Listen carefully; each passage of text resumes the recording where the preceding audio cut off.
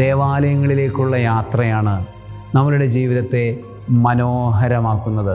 കഴിഞ്ഞ തവണ നീ എന്നാണ് ദേവാലയത്തിൽ പോയത്?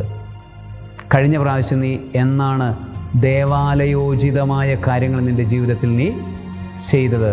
ഒന്നുകിൽ നീ ദേവാലയത്തിലേക്ക് പോകണം, അല്ലെങ്കിൽ നീ ദേവാലയത്തിൽ ഉള്ള ദൈവത്തെ അല്ലെങ്കിൽ ദേവാലയത്തെ തന്നെ നിൻ്റെ ജീവിതത്തിലേക്ക് കൊണ്ടുവരണം, അല്ലെങ്കിൽ നിൻ്റെ ജീവിതം തന്നെ ഒരു ദേവാലയമാക്കി മാറ്റണം. ഇതിലൂടെ, ഇങ്ങനെയുള്ളൊരു അനുഭവത്തിലൂടെ നീ കടന്നു പോവുകയാണെങ്കിൽ നിൻ്റെ ജീവിതം മനോഹരമായിരിക്കും.